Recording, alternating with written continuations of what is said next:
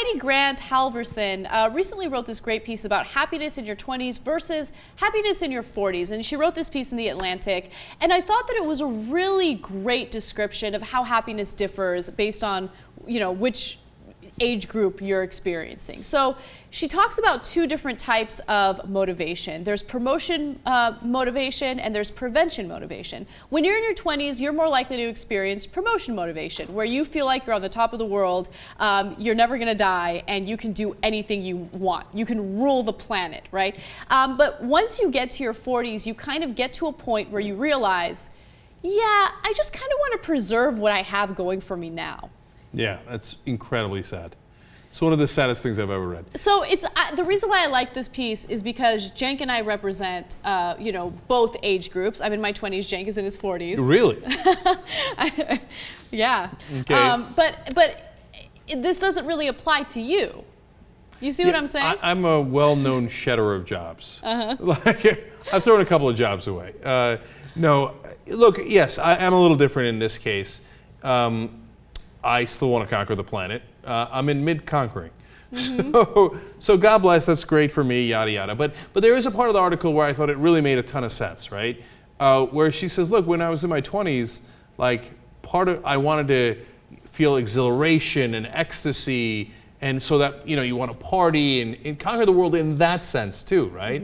And then when I'm in my 40s, I just want to relax and get in my bathtub and read and not have my 7-year-old screaming and the job I got to do, etc. That part I could really relate to. I loved partying in my 20s, Miami, etc., etc. We had a great time. Now I'm like, oh my God, loud club. I can't even talk to anybody. What do people do there? Like, for me, if I can't have a conversation, I'm neutralized. Right? Shutting down. Right? I feel like that would be the case for you in your 20s as well. You'd be like, I'm not able to talk. Why would I be here? Okay, but at least I was going to say I could dance. Not so much. But no, I wanted to get out there, and I'd stay at the clubs 3, 4, 5 in the morning, etc. in Miami. Now I'm like, oh my God. Then I'd have to get up at 6, and what kind of sleep would I get? And I couldn't do the 7 shows as well the next day, etc. I think the saddest part about this is, and look, again, it doesn't apply to you, but I think it does apply for a lot of people, and I'm in my 20s, I'm starting to kind of experience it now, right? You have these great goals and these great ambitions when you're younger, and you think that you're capable of doing anything. And then life comes at you, and it just slaps you around, and then you realize, oh my God, A, I'm not gonna be the richest person, B, I'm not gonna be the most successful person, C, all of the goals that I had are completely irrelevant and like almost obsolete now. You know, and you kind of realize, I'm just an average person, and there's nothing that really sets me apart from anyone else. And you just kind of let go of those goals. And then you're in your 40s, and you're married, and you have kids, and everything's monotonous. And it's You painted like the most dire, terrible, saddest story I've ever heard. It's not that bad. Having kids is awesome. I love my kids. So there's a different kind of happiness. It is. Even if you're not mid-conquering the planet, there's a totally different and great kind of happiness. Look, when you're younger, you get to concentrate more on buzz. When you're older, you concentrate more on bliss. And hopefully you got to that bliss without having to conquer the planet, but finding your portion of the planet that you like, and you do that, and you got your family, and you got a job that you hope you kind of enjoy doing and that you excel at. And then that's not so bad. Framing and perception is so interesting because your perception of the article is very different from my perception. Like, as I read it, I got the sense that as you get older, you just start lowering your standards because you realize that your goals are unattainable. Yeah. Look, I didn't get that partly because that's not who I am. You talk about life slapping you around. No, life doesn't slap me. I slap life around. No, life isn't coming for me. I'm coming for it. Okay. Okay. No, by the way, look, I'm largely kidding because life is bigger than any of us. I mean, you can talk all the smack you want and get run over by a bus tomorrow. Yeah.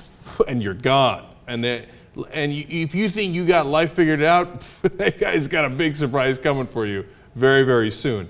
But it doesn't mean that, look, that you should, if you interpret it that way, and I know that's partly what she was getting at, the downside of 40, in her opinion, was like the slowly giving up on your dreams. Of course I'm not going to agree with that. I mean, even if, like, I'm 43, right? Average life expectancy, so I've got, 35 years left?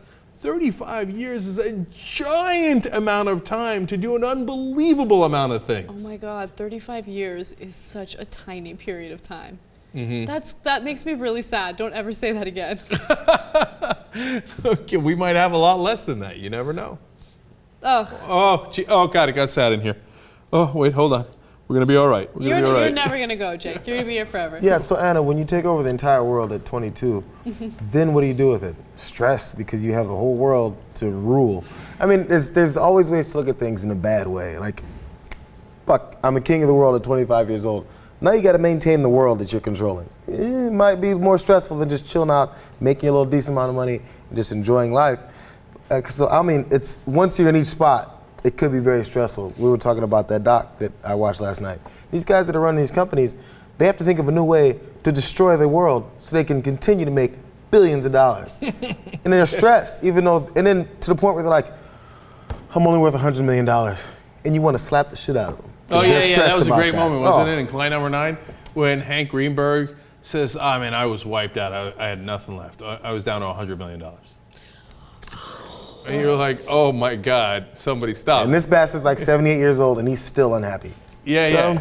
Oh, I mean, he's miserable at 78 years old because he's down to $100 million. Come on.